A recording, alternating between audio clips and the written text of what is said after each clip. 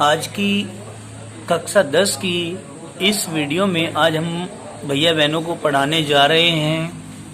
आज का अपना टॉपिक जिसका नाम है मिश्र धातुएं। मिश्र धातुओं को हम सेमी मेटल्स बोल देते हैं। क्या बोल देते हैं? Semi metals. ये एलोइज तो नहीं बोलते इसको, ये तो अयस्कों को बोलते हैं। किसको बोलते हैं? अयस्कों को। हम इसको सेमी मेटल्स के नाम से जानते हैं। तो हमने कहा मिश्र धातुएं क्या होती हैं। मैं जनरल सी भाषा में आपको बताऊं, दो या दो से अधिक धातुओं को आपस में लो और मिला दो तो क्या बन जाएंगी? मिश्र धातुएं। तो हमने कहा दो या दो से अधिक धातुओं या एक धातु तथा एक को मिलाकर बनाया गया। एक धातु या अधिक को मिलाकर एक धातु तथा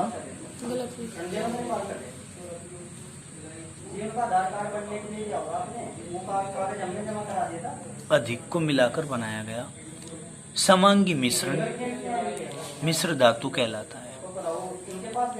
मिलाकर बनाया गया समांगी मिश्रण ठीक है, मिश्र धातु कहलाता है। जैसे स्टेनलेस स्टील, टांका, पीतल, कांसा, बेल मेटल। ठीक है, बेल मेटल नहीं बेटे, गन मेटल होना चाहिए। Gun metal.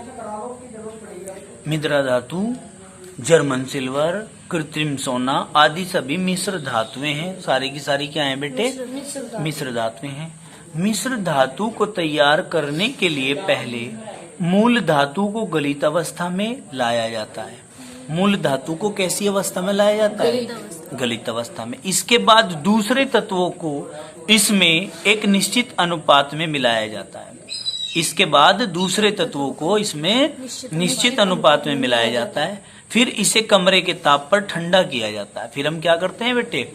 कमरे के ताप पे से ठंडा करते हैं।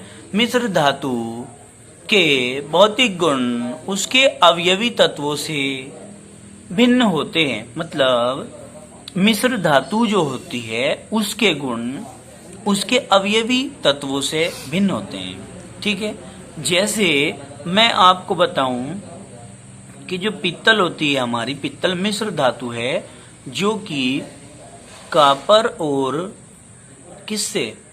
जिंक से मिलकर बनती है। तो इसने कहा है जो पित्तल के गुण हैं, भौतिक गुण हैं। कैसे गुण हैं बेटे? भौतिक गुण हैं वो जिंक और कॉपर के भौतिक गुणों से क्या हैं? भिन्न हैं। समझ में आई बात? कोई प्रॉब्लम तो नहीं है? तो इन्होंने ये बात समझाई कि जो मिश्र धातु होती है जैसे कि पीतल है वो उसके अवयवी तत्वों जैसे कि जिंक और कॉपर के भौतिक गुणों से भिन्न होते हैं। क्लियर होगी बात? अब हमने कहा मिश्र धातु में उसके अवयवी तत्वों की कठोरता, आघातवर्धनीयता। आघातवर्धनीयता मतलब चोट मारकर फैलाने की अक्षमता, तन्यता खींचकर तार बनाने की अक्षमता, शक्ति आदि बढ़ जाती हैं। ये सब चीजें बढ़ जाती हैं किसमें? मिश्र धातु में। मतलब अवयवी तत्वों में कम होती है और मिश्र धातुओं में ज्यादा होती है। अब देखो मिश्र धातुओं के उदाहरण। लोहा सबसे अधिक उपयोग होने वाली धातु है, किंतु इसको कभी कभी शुद्ध अवस्था में, मतलब कभी भी शुद्ध अवस्था में उपयोग नहीं किया जा सकता। क्यों? क्योंकि शुद्ध लोहा तो बहुत नरम होता है। क्या होता है? नरम होता है, इसलिए उसमें अशुद्धि मिला दी जाती है जिससे कि वो कठोर हो जाए। कैसा हो जाए? कठोर। देखो बेटे, क्योंकि शुद्ध लोहा बहुत नरम होता है, अतः इसमें थोड़ी सी मात्रा लगभग 0.05% कार्बन को मिलाने पर यह अधिक कठोर तथा परबल हो जाता है। स्टेनलेस स्टील भी लोहे में निकिल तथा कॉपर मिलाकर बनाया जाता है। किस किस को? स्टेनलेस स्टील जो होती है, क्या होती है? स्टेनलेस स्टील जो होती है वो लोहे में निकिल तथा कॉपर को मिलाकर बनाया जाता है। ये कठोर होता है और इसमें जंग भी नहीं लगता। क्या होता है? ये कठोर होता है बेटे और इसमें जंग भी नहीं लगता। अब देखो पीतल मिश्र धातु है जिसमें 80% कॉपर और 20% जिंक, जो अभी फॉर्मूला हमने बताया था। पित्तल विद्युत का अच्छा चालक नहीं है, इसमें करंट नहीं बहता, जबकि कॉपर में बहुत अच्छा करंट बहता है। कॉपर की सारी वायर बनाई जाती हैं इलेक्ट्रिक वाली। कॉपर का उपयोग विद्युत परिपथ, केबल आदि बनाने में किया जाता है। कांसा भी एक मिश्र धातु है जिसमें 88% कॉपर तथा 12% टीन होता है। इसका उपयोग बर्तन, सिक्के आदि बनाने में किया जाता है। कांसे के पहले सिक्के नहीं बनाए जा करे थे, राजा महाराजा जो है दिया करे थे, ठीक है ना, जिनको हम क्या कहते थे, कांस्य पदक। आ गई समझ में बात। अब देखो, शुद्ध सोना बहुत नरम धातु है। कैसी? शुद्ध सोना बहुत ही नरम धातु है, इसलिए आभूषणों के निर्माण के लिए सोने को मिश्र धातु के रूप में प्रयोग किया जाता है। किसको? सोने को। भाई सोना नरम होता है ना, नरम होता है, इसीलिए तो आभूषणों के निर्माण के लिए सोने को मिश्र धातु के रूप में प्रयोग किया जाता है। उसमें थोड़ी सी अशुद्धि मिला देंगे और फिर वो थोड़ा सा टाइट सा हो जाएगा और फिर उसको हम आभूषण बनाएंगे। कोई कुछ बनाएगा, कोई कुछ बनाएगा, कोई गले का हार बनाएगा, कोई गले की चेन बनाएगा, कोई अंगूठी बनाएगा, है नहीं, कोई टिक्का बनाएगा, कोई मंगलसूत्र बनवाएगा, है नहीं, कोई दिक्कत तो नहीं है। हमने कहा इसे कठोरता प्रदान करने के लिए इसमें चांदी तथा तांबा मिलाया जाता है। शुद्ध सोना जो होता है वो 24 कैरेट का होता है। कितने का? 24 कैरेट। लेकिन आभूषण बनाने के लिए 22 कैरेट सोना चाहिए होता है, अर्थात 22 भाग शुद्ध सोने में 2 भाग तांबा मिला हुआ होता है। बेटे क्लियर होगी बात। आगे चलते हैं।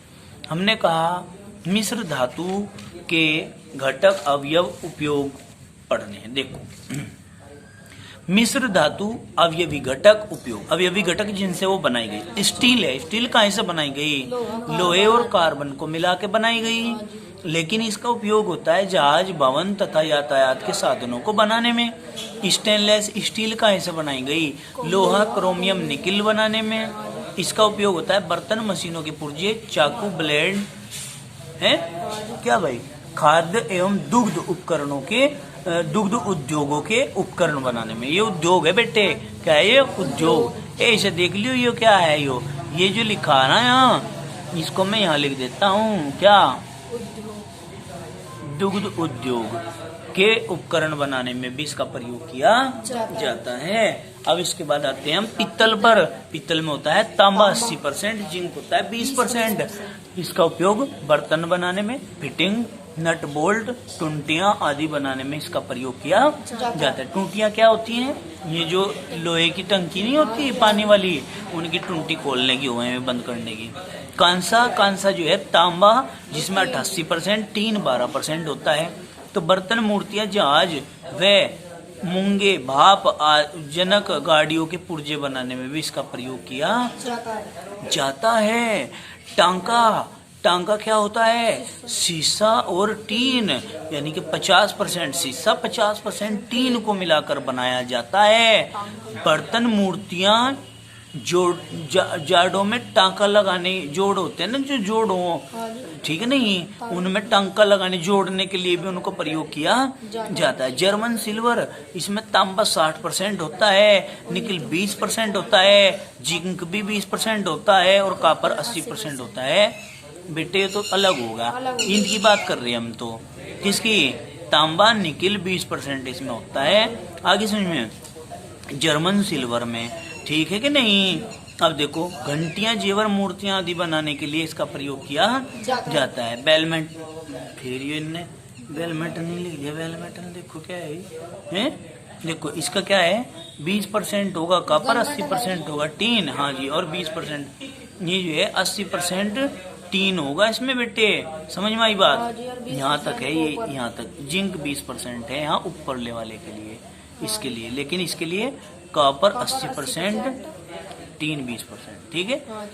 नहीं, 20% कॉपर, 80% टीन, ऐसा करो इसे। ये गलत कर दिया इसने लिखने वाले ने ना। हाँ, 80% तो है टीन बेटे और 20% है कॉपर। किसमें? गन मेटल में। अब देखो, वायुयान के पंखे और जो है वायुयान के रसोई के बर्तन तथा घंटी आदि के लिए इसका प्रयोग किया जाता है। अब देखो बेटे, आ गया ड्यूरेलियम, ठीक है, एल्यूमिनियम, तांबा तथा क्या? मैग्नीज अल्प मात्रा में इसमें मिलाई जाती है। ये ऐसी मिश्र धातु है जो बहुत ही सख्त होती है, वायुयान उपकरणों के लिए प्रयोग करी जाती है ये, ठीक है नहीं? किसके लिए? वायुयान उपकरण। ये बेल मेटल ही है बेटा, बेल मेटल। अब देखो गन मेटल आ गया, यहाँ गन मेटल अलग है। बेल मेटल मतलब बैल बनाने, घंटी बनाने। अब गन मेटल मतलब बंदूक बनाने। तांबा, टीन, जस्ता, ये तीनों चीजें चाहिए मशीनों और वाहनों के गियर बनाने में। गियर बक्सा नहीं होता क्या, उसे बनाने में इसका प्रयोग किया जाता है, ठीक है बेटे। तो आपका ये 3rd चैप्टर भी फिनिश हो गया है। अब हम इसके बाद अपना कक्षा 10 का अध्याय नंबर 4 पढ़ेंगे, लेकिन इससे पहले हम इन तीनों चैप्टरों का दोबारा से अध्ययन करेंगे, याद करेंगे। अब हमारे कक्षा 10 के सिलेबस में केवल 2 चैप्टर बचे हैं, इनको हम जब चाहें तब खत्म कर सकते हैं।